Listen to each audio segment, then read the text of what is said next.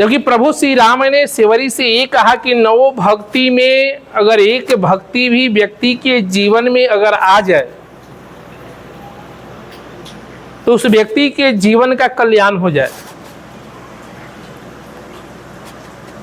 लेकिन सेवरी तुम्हारे जीवन में तो नवो भक्ति जो है वो कुट कुट करके भरी हुई है।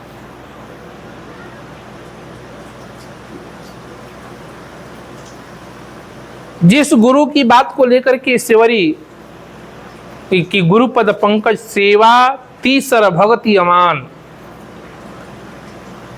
गोस्वामी जी ने बड़ा सुंदर शब्द रख दिया कि तीसर भगति अमान। अमान का मतलब क्या होता है? अमान का मतलब ये होता है कि व्यक्ति के जीवन में अभिमान रहित, अहंकार रहित व्यक्ति रहे तो उसके जीवन की प्रकाष्ठा बढ़ जाती है, जीवन की महत्ता बढ़ जाती है। एक सेवरी को देखिए, सेवरी अपने गुरु की वचनों के प्रति निष्ठावान होकर के राम की भक्ति की प्राप्ति की। लेकिन यही सबसे अगर बड़ी उदाहरण अगर दिया जाए रामचरितमानस से, तो दूसरा उदाहरण रावण को ले लीजिए।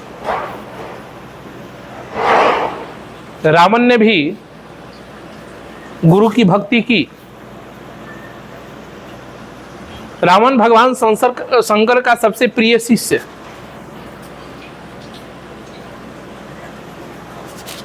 लेकिन रावण के जीवन में सबसे बड़ी अहंकार आ गई।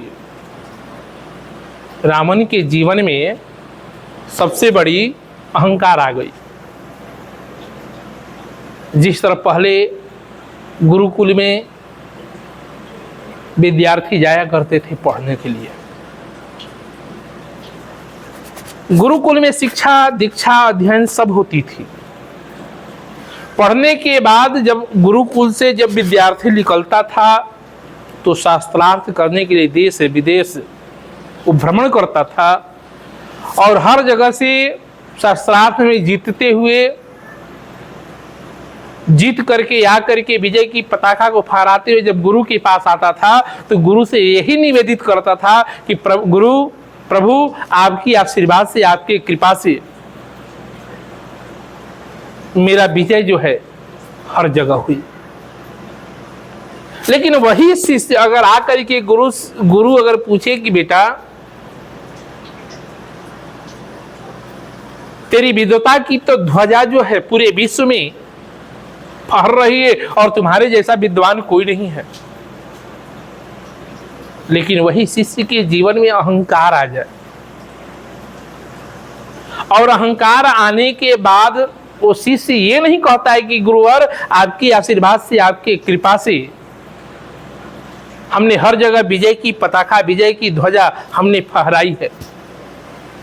अभिमान के साथ ये कहता है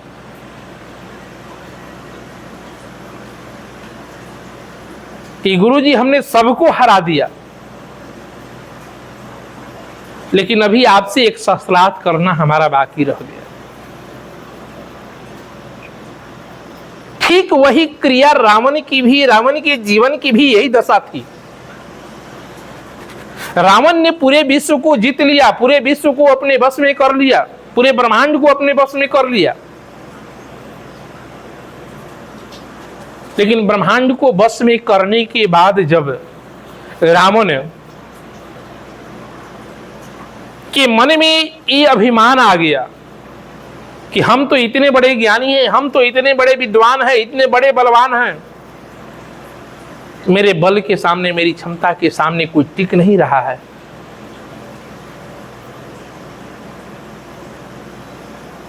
वो रावण ने मन ही मन वो कहाँ आया तो कैलाश नगरी के पास, और अपने भुजाओं की ताकत को देखने के लिए रावण ने क्या किया?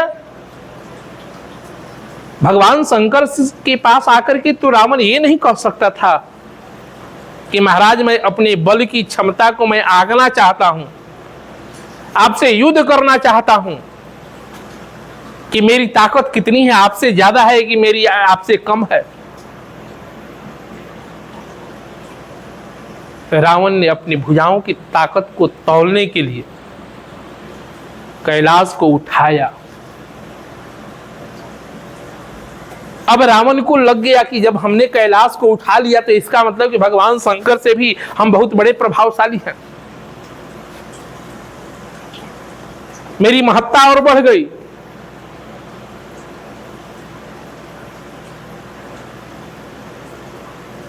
जबकि परंपरा है कि गुरु के पास शिष्य जाता है, लेकिन रावण ने ठीक वही अभिमान रहित होकर के रावण ने विचार किया कि जब ऐसा शिष्य है, ऐसा ज्ञानी है, ऐसा बलवान है, तो औरों के समान मेरी फिर दिनचर्या कैसे? हम भगवान शंकर की पूजन करने के लिए चलते हैं तो पार्थिव बनाते हैं, शिवलिंग बना करके अर्चन पूजन करते हैं। लेकिन रावण ने विचार किया कि अगर यही क्रिया हम भी करें और सब लोग यही क्रिया करें तो फिर हमारी और उनमें अंतर क्या है? रावण अभिमानी होकर के रावण अपने यहां वेद पाठ करने के लिए वेद पाठ तो स्वयं करना चाहिए, लेकिन वेद पाठ कराने के लिए ब्रह्मा जी को बुलाता था कि आप मुझे वेद पाठ सुनाइए। भगवान शंकर को बुलाता था कि प्रभु आप स्वयं आइए और आपकी पूजन आप आएंगे तो आप हमसे आकर के पूजा लीजिए। जबकि पूजा करने वाला स्वयं जाता है, लेकिन भगवान शंकर को स्वयं आना पड़ता था वो रावण से पूजा लेने के लिए। वैसे अभिमान जब व्यक्ति के जीवन में आ जाए तो फिर भक्ति की प्रकाष्ठा जो है वो समाप्त हो जाती है। जबकि रावण भगवान शंकर का सबसे बड़ा शिष्य अपने आप को मानता था, अनन्य शिष्य मानता था। वैसी अभिमान रहित शिष्य होने के बाद भी रावण की दुर्दशा ऐसी हुई।